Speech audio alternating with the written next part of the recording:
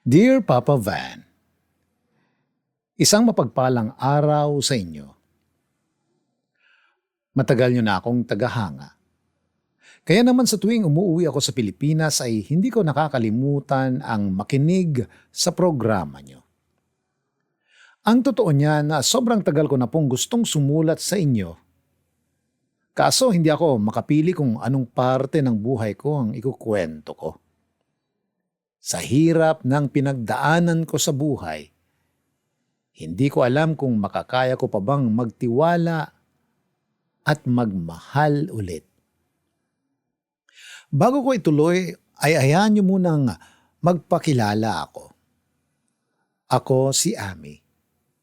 Isa akong teacher by profession.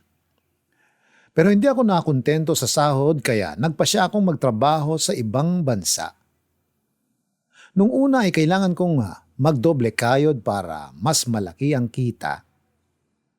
Nagtiis ako ng sobra hanggang na-promote na ako bilang manager sa restaurant. Doon lang ako nakaranas na matulog ng 6 hanggang 8 oras. Tiniis ko ang lahat ng yun para lang masustentuhan ang pangangailangan ng pamilya ko. Panganay na anak kasi ako sa 7 magkakapatid. Hindi naman kami mayaman kaya wala akong choice kundi itaguyod ang pamilya namin. Dahil nga sa sobrang pagtatrabaho ay nakalimutan kong kailangan ko rin pala ng makakasama sa pagtanda. Akala ko ay huli na para sa akin ang pag-aasawa dahil inabot na ako ng 40 years old na wala pa ring boyfriend. Kaya may sinubukan akong isang dating app at doon ko nakilala si Alex. Wala naman sana akong balak na seryosohin siya dahil parang anak ko na siya. 20 years old lang kasi siya nung magkakilala kami. Pero sobrang nadala ako sa matatamis niyang salita. At dahil nga nakuha niya ako sa matamis niyang salita ay umabot kami ng 5 taon. Dahil matatanda na rin ang mga kapatid ko at may sarili na ring buhay, halos lahat ng pinapadala ko ay napupunta na lang kay Alex. Pero ang pinagtataka ko ay kung bakit hindi siya nakakaipon. Sa 5 taon na yun ay hindi ko pa siya nahuli na may ibang babae pero pakiramdam ko ay kinahihiya niya ang relasyon namin. Ang pakikipagrelasyon sa malapit ng tumandang dalaga. Madalas din niyang hindi nasasagot ang mga tawag ko. Dahilan niya, naging busy raw siya sa pakikipag-basketball. Inakala ko pang may iba na siya bukod sa akin. At sa tuwing nauuwi na sa pagtatampo ko ang usapan namin, agad niya akong binibidahan ng pagiging faithful niya. Wala raw akong dapat ikabahala dahil wala naman daw siyang ibang mahal kundi ako lang. Alam mo kung lolokohin kita. Ako na yung pinakabobong lalaki sa buong mundo. Nasa iyo na ang lahat, mahal. At kahit anong mangyari, hindi kita pakakawalan. Tsaka, sa tingin mo ba, aabot tayo ng 5 years kung naglolokohan lang tayo? Kung di kita mahal, bakit ko naman kailangan paabutin pa ng 5 taon, di ba? Anya na may punto rin naman. Sa bagay, alam mo kung ano-anong naiisip ko kapag sobrang namimiss kita, maktol ko. Namimiss din naman kita eh. Pero wag mo naman akong pag-isipan ng ganyan. Nasasaktan din kaya ako. Paawang anya dahilan para ako naman ang ma-guilty. May mga pagkakataon naman, Papa Van, na nararamdaman kong dinidepensahan ni Alex yung relasyon namin. Lalo na kapag nagsa-self-pity ako. Tulad nung makiusap ako sa kanya na hinaan niya lang yung boses niya at baka mapagkamalan pa nilang nanay niya ako. Anya, iwasan ko na raw mag-isip ng ganun. Dahil wala raw siyang pakialam kahit ano pa raw ang sasabihin ng ibang tao tungkol sa relasyon namin. Ang mahalaga ay nagmamahalan kami. Matanda na ako. Hindi ko maiwasan na isipin na baka makahanap ka ng kasing edad mo at iwan mo na ako. Sa sinabi ko ay napabuntong hininga siya. Di ba, sabi ko naman sa'yo, wala kang dapat ika-insecure sa mga babaeng nakikita mo. Lagi mo lang tatandaan na mahal kita. Tsaka, age doesn't matter. Ano ka ba naman mahal? Pagpapagaan niya sa damdamin ko. Dahil gustong-gusto ko na talagang makasama si Alex ay naisipan ko na ring pumirmi na lang sa Pilipinas. Tutal, may ipon naman na ako para sa pagsisimula namin. Pero hindi yun nagustuhan ni Alex. Paano na raw kami kapag nag-for good na ako mula sa trabaho? Labis kong pinagtaka yun, Papa Van. Mukhang siya pa kasi ang may ayaw na makasama ako. Iniisip lang daw niya yung pang-araw-araw naming gastusin kung wala kaming trabaho pareho. Kahit ipaliwanag ko sa kanya yung tungkol sa ipon ay tila hindi pa rin siya kumbinsido. Inaalala rin daw niya yung paparating na birthday niya. Hihiling daw sana kasi siya ng panghanda sa akin dahil naimbitahan na raw niya ang lahat ng tropa niya. Nagulat ako noon dahil halos kakapadala ko lang ng pera sa kanya. Pero mautak din si Alex, Papa Van. Lagi niyang nirarason yung mama niya para wala na akong magawa pa. Kahit maubos yung pera. Nagawa pa nga niya akong takutin. Kung gusto ko ay sisingilin na lang daw niya yung mama niya. Nakakahiya yun, Papa Van, kaya wala na akong choice kundi ang pigilan siya. E di, padalhan mo na lang ako ulit. Walang pakundangang hirit niya. Dahil doon ay napilitan na akong aminin ang pinaplano kong pag-uwi sa mismong birthday niya. Uuwi ka?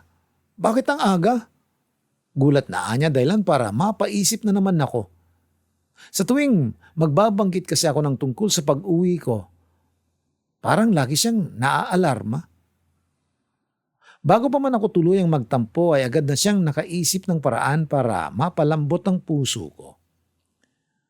Magbibitaw yan ng mga pamatay kilig na linyahan niya para lang madala ako at maniwala na mahal niya ako.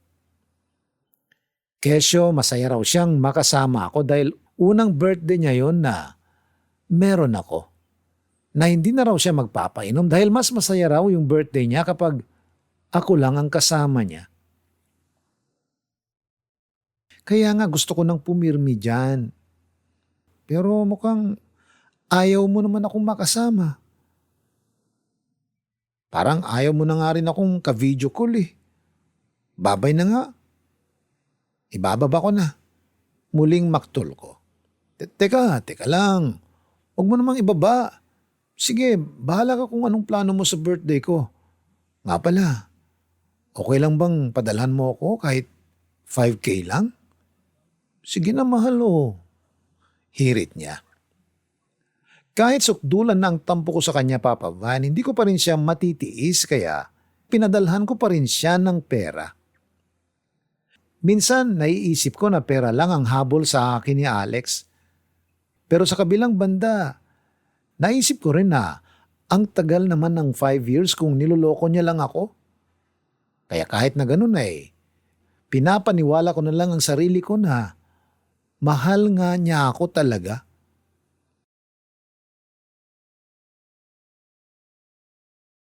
Sa totoo lang, Papa Van, hindi naman yun yung unang beses na hiningan niya ako ng pera. Kahit kakapadala ko lang sa kanya. Hindi ko alam kung dapat ko ba siyang tanungin kung saan niya dinadala yung pinapadala ko. Kaya lang, baka kasi pagmulan lang yun ng away at mauwi lang sa hiwalayan. Iniisip ko pa lang na iiwan niya ako, Papa Van. Naiiyak na ako. Paano pa kaya kung iiwan niya talaga ako? Mahal na mahal ko si Alex, Papa Van. Kaya kahit na may duda ako, ay hindi ko na lang pinapahalata sa kanya. Madalas kasi siyang itag ng mga tropa niya sa Facebook at kapag tinitingnan ko ang mga pictures, nasasaktan ako dahil may mga babae silang kasama. Gusto kong pagbawalan si Alex sa kanyang pag-inom kasama ang barkada niya. Kaya lang, baka yun pang maging dahilan para magsinungaling siya sa akin. Iniiwasan ko rin kasi na masaktan ako kaya ang labas ay nagpapakamartir na lang ako. Isang linggo bago ang birthday ni Alex ay dumating ako sa Pilipinas. Mas marami pa ang pasalubong ko sa pamilya niya kesa sa pamilya ko. Naiintindihan naman yun ng mga kapatid ko dahil sila rin naman ang dahilan kung bakit late na akong naglandi. Alam rin nila kung gaano ko kamahal si Alex kaya hinahayaan na lang nila ako. Hindi ako nagsasabi sa kanila ng agam-agam ko sa nobyo ko dahil ayokong masira siya sa pamilya. Kinasabot ko ang kapatid ko na huwag sasabihin kay Alex na andito na ako sa Pilipinas dahil gusto ko siyang sorpresahin. Kaya lang, mukhang ako pa pala ang masusurpresa. Nang makita niya ako ay dali-dali akong hinila papasok sa kwarto niya. Pakiramdam ko ay ayaw niyang makita ako ng mga barkada niya. Saktong oras kasi yun ng paggala nila. Bakit hindi ka nagsabi na dadating ka, mahal? Sita niya. Hindi na yun surprise. Tsaka bakit ba? Hindi ko ba pwedeng surprise yung boyfriend ko? Pambabar ako. Huwag mo naman lakasan yung boses mo. Mamaya may makarinig sa ibang tao eh. Magtatagal ka ba? Sa inastang yun ni Alex, Papa Van, ay hindi na ako natuwa. Kadarating ko lang pero parang gusto na niya akong umalis. Agad ko na siyang diniretso. Parang ayaw kasi niyang andun ako. Napansin ko rin ang bango-bango niya. Tuloy, napag-isipan ko siyang baka may ibang babae na siya. Agad naman itong nagpakumbaba nang napansin niyang galit na ako. Humingi siya ng tawad. Masyado lang daw kasing malakas yung boses ko. Sinabi niyang susunduin daw kasi siya ng tropa niya. Magra-rides daw sila at di niya ako may sasama. Yun ay dahil inaangkas lang daw siya. Wala rin daw siyang ibang babae. Kaya hiniling niyang payagan ko na siya at babawi na lang daw siya sa akin bukas. Dismayado talaga ako, Papa Van. Alam ko kasing magagalit lang din siya sa akin kapag di ko siya pinayagan. Kaya wala na akong nagawa kundi ang pahintulutan siyang mag-rides. Teka, ganito na lang. Tabi muna tayo dito sa kama habang wala pa yung mga tropa ko. Huwag ka na magtampo. Alam ko namang hindi mo ako matitiis eh. Mahal, pasensya na ha. Promise, ipapakilala na kita sa tropa ko sa birthday ko. Magpapainom tayo rito sa bahay. Isusuot ko yung sapatos na binili mo sa akin. Siguradong maiinggit na naman yung mga tropa ko. Anya dahilan para magtaka ako. Wala kasi akong nabiling sapatos para sa kanya. Halos hindi pa nga siya makapaniwala nang sabihin kong wala nga akong nabili. Tiwala talaga siyang hindi ko siya matitiis na hindi bilhan dahil kada taon ko naman daw siyang binibilhan. Noon na ako napilitang umamin sa kanya na hindi talaga sapatos ang inihanda kong regalo para sa kanya, kundi isang motor, Papa Van. Kita ko naman sa mukha niya yung excitement nang ipakita ko na yung motor sa kanya.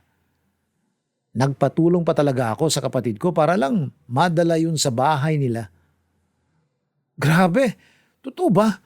Pangarap ko talaga magkaroon ng motor. Promise, iingatan ko talaga yun. Ito na yung pinakamasayang birthday ko. Grabe, wala ka talagang palya tuwing birthday ko. Nangana naman sa akin yung mga ulupong kong tropa. At dahil dyan, full tank ka talaga sa akin bukas. Pilyong hirit niya sa akin. Puro kakalokohan. Hindi naman porket matanda na ako eh.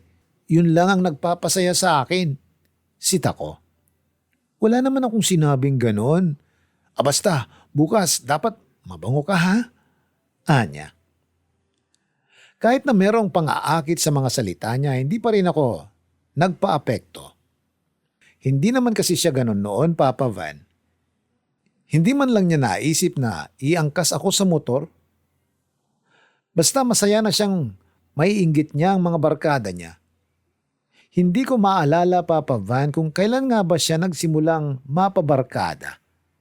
Gusto ko siyang bawalan nung gabing yun pero natatakot ako.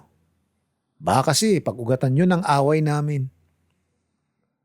Matanda na kasi ako, Papa Van, at hindi ko alam kung makakahanap ba ako ng lalaking kagaya niya. Yung lalaking handang magmahal at tumanggap sa akin.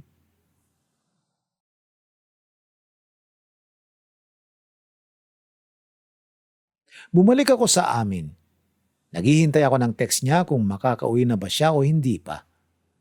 Pero wala na akong napala kaya natulugan ko na lang ang sama ng loob ko, Papa Van. Kinabukasan na niya ako naalala. Napasobra raw ang inom niya kaya hindi na niya ako natawagan. Pero kahit na ganun ay, nagawa ko pa rin siyang kamustahin. Pumunta pa rin ako sa bahay nila at pinagluto siya ng pagkain. Tulad nga ng pangako niya ay may nangyari nga sa amin. Oo, Papa Van. Kahit may duda ako sa kinikilos niya, nagpatianod pa rin ako sa kagustuhan nitong maangkin ako nung unang gabing magkatabi kami.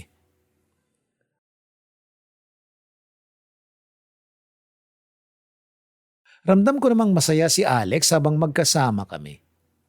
Alam mo yung parang magkaedad lang kami. Ganon yung feeling kapag magkasama kami, Papa Van. Madalas kaming mamasyal sa park. Bahagyang nawawala sa alalahanin ko yung pakiramdam na kinakaya niya ako kapag masaya lang kami. Baliwala na rin sa akin kung magkano ba ang nilalabas kong pera sa tuwing lumalabas kami. Ako lang naman ang gumagastos dahil ako lang naman ang may trabaho sa aming dalawa.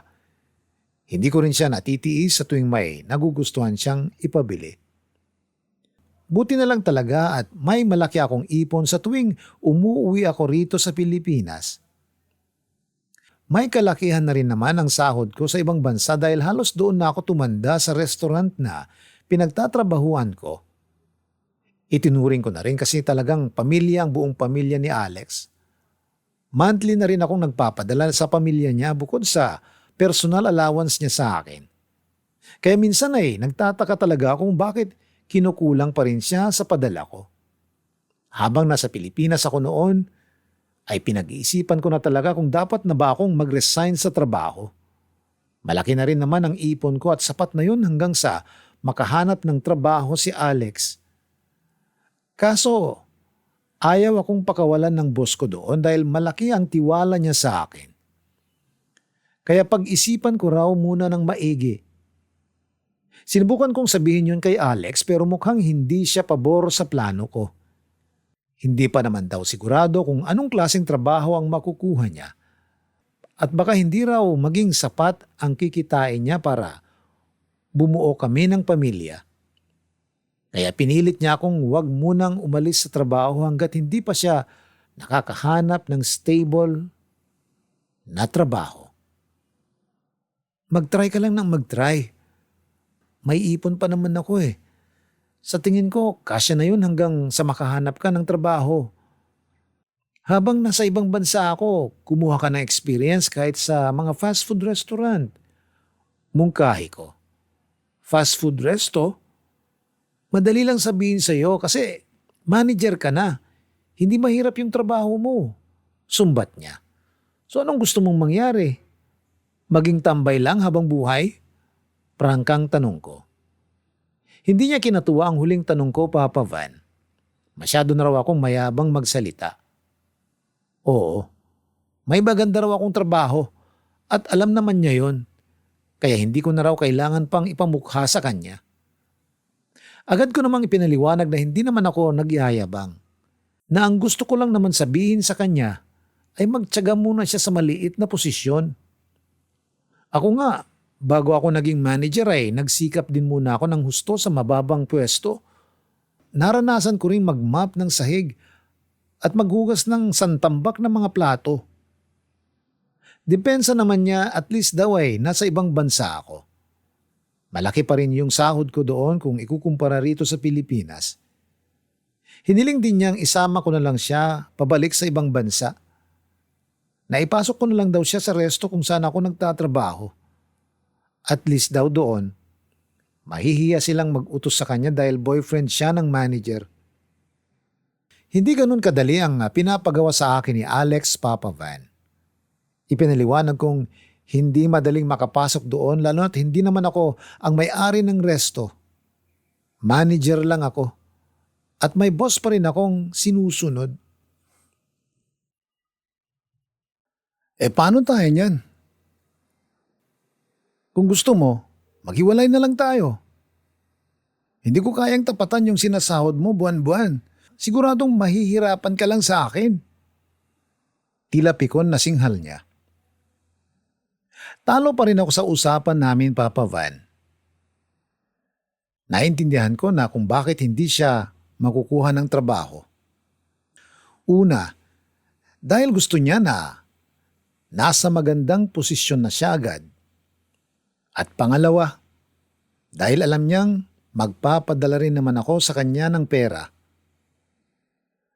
Kaya nakapagdesisyon na ako na hindi na muna ako magre-resign sa trabaho. Magtitiis na lang muna ako hanggang sa makakuha siya ng magandang trabaho. Kahit alam kong medyo imposible ang gusto niya dahil undergrad siya. Bukod sa hindi siya sanay sa trabaho, ayoko ring mapahiya sa may-ari ng resto. Kaya wala akong choice kundi ang magtiis dahil kahit may pagkamaluho siya, ay siya pa rin ang lalaking nagpapasaya sa akin.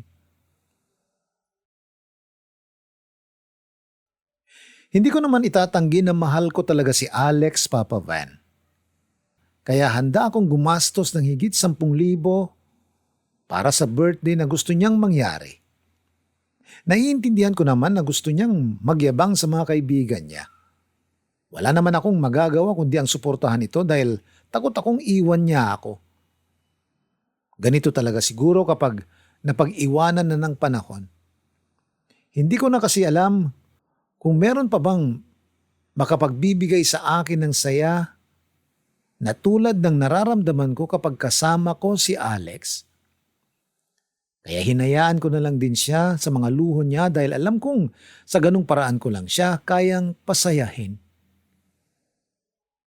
Okay na ang lahat para sa birthday niya kinabukasan. Babayaran ko lang ang mga alak at pagkain na in-order niya.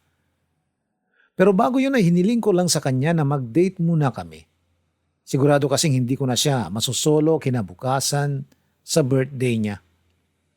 Pumayag naman siya kaya nanood kami ng sine at kumain sa labas. Habang nagpapahinga kami ay may lumapit sa amin na isang babae. Mukhang mas bata ng konti kay Alex. Pero kung makipag-usap ito ay kala mo magkasing edad lang sila. Sa tono rin ng pananalita niya ay parang hindi niya gusto si Alex. Siya ba yung sugar mommy mo? Sarkastikong tanong niya habang nakatitig sa akin. Excuse me, sinong sugar mommy ba yung tinutukoy mo? Ako? Sita ko. Shucks, sorry ma'am. Ikaw po ba yung girlfriend ni Alex? Pasensya na po kayo sa mga nasabi ko ha. In fairness, maganda naman pala si tita. Nakangising sambit ng babae. Sabi ko tumigil ka na. Bawiin mong lahat ng sinabi mo. Nakakasira ka ng relasyon. Bulyaw sa kanya ni Alex. Teka nga, ba't kailangan kong bawiin? Natatakot ka ba na baka mawalan ka ng sponsor? Nakakatawa ka naman Alex. Nanginginig na anya kay Alex. Wait, miss. Pwede bang kumpletuhin mo yung gusto mong sabihin? Sabad ko. Konti lang naman yun, ma'am. At masasaktan ka sigurado. Pero sasabihin ko na sa'yo ng diretsahan. Pineperahan ka lang ni Alex. Siguro akala mo mahal na mahal ka niya. Hindi. Akala nga rin yun ng kaibigan ko eh. Sa totoo lang, ma'am, nakuha niya yung virginity ng kaibigan ko. Kaya naman yung isa, asang-asa. Naisip ko tuloy, siguro yung perang pinapadala mo sa kanya, yun yung pinambayad niya nung nagmotel sila ng kaibigan ko. Nakakaloka, di ba ma'am? Kahit anong awat ni Alex sa babae ay nasabi pa rin niya ang lahat ng nais nitong iparating sa akin. Naikwento rin nung babae na kinaiinisan din ng boyfriend niya si Alex sa sobrang kayabangan nito. Wala naman daw siyang trabaho. Palibhasa raw nakaasa lang lagi sa sugar mommy niya. Batid ko sa babae yung tindi ng pagkainis niya kay Alex. Ito na yung karma mo, Alex. Hindi ko naman sana intensyon to, pero dahil nakakainis na yung kayabangan mo, etong napala mo sa panluloko mo sa kaibigan ko. Singhal ng babae sa katuluyang umalis. Buti na lang at walang masyadong tao sa paligid namin noon, Papa Van. Kaya hindi gaanong nakakaya. Hindi ko na pinahintulutan si Alex na biluging muli ang ulo ko. Sa bahay na ako dumiretso pagkatapos. Alam ko kasi na kapag sa bahay niya kami didiretso, ay may mangyayari pa sa amin. Kapag ganun siguradong mapapatawad ko lang siya. Hindi naman kasalanan ng pagiging marupok pero ganun talaga ako. Hindi nakasunod sa akin si Alex noon dahil nag-taxi ako pauwi. Buong gabi ay panay text at tawag niya ang laman ng cellphone ko. Nagmamakaawa siya sa akin na kausapin ko siya ng harapan. Pero hindi ko yun ginawa. Parang meron kung anong nagpatibay sa loob ko na tiisin siya. Ang totoo, hindi ko man lang nagawang umiyak noon kahit na sobrang ang sakit-sakit na. Gusto kong humagulgol pero hindi ko magawa. Yun ang unang beses na natiis ko siya, Papa Van. Kahit sa mismong birthday niya, hindi ako pumunta. Hindi ko rin binayaran ang lahat ng in-order niya. Pinatay ko ang cellphone ko nung araw na yun at nagkulong lang ako sa kwarto.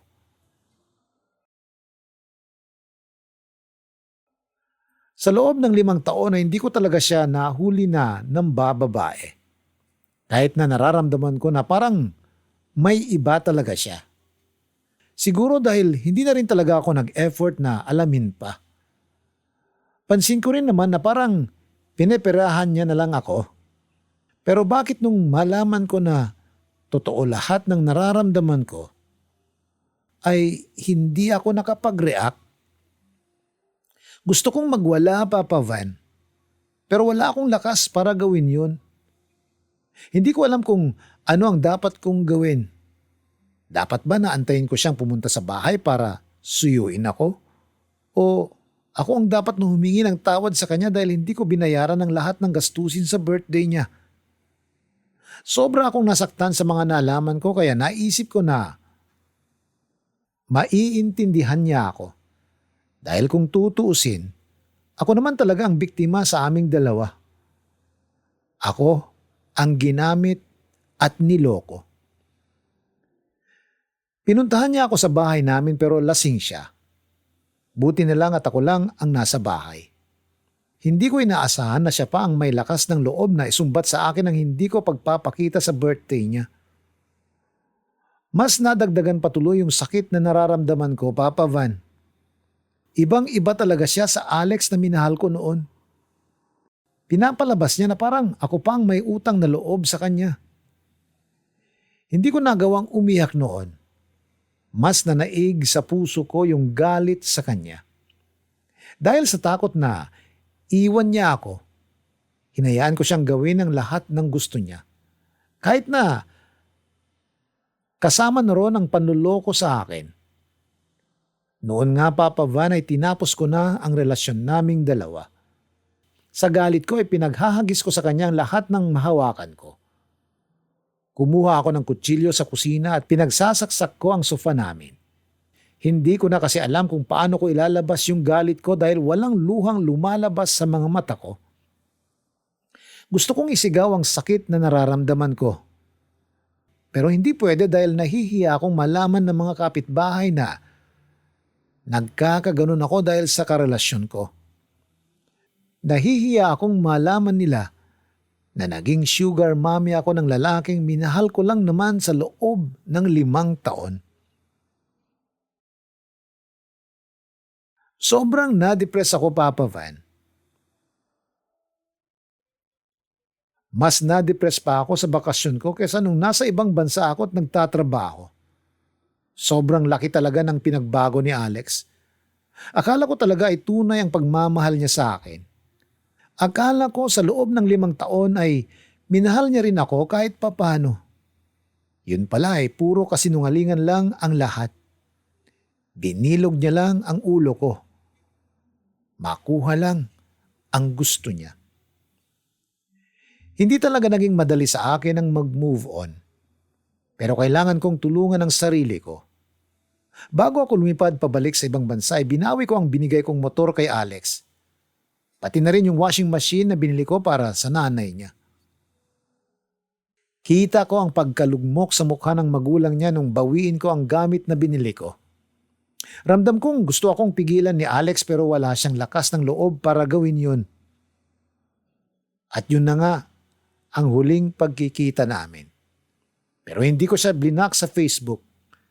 Kaya nabalitaan ko pa rin na nagkaroon siya ulit ng bagong sugar mommy. Nasaktan ako. Pero mas pinili ko na lang ibuhos ang lahat ng oras ko sa trabaho. Hanggang sa unti-unti ko nang nakalimutan ang sakit ng nakaraan. Ngayon ay may bago na rin akong boyfriend.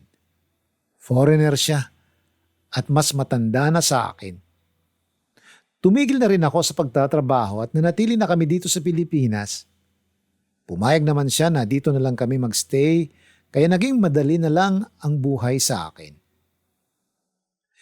Ang may papayo ko lang sa mga listeners, huwag madaliin ang pag-ibig dahil kahit ano pa ang edad mo, dadating at dadating pa rin ang tamang tao para sa'yo.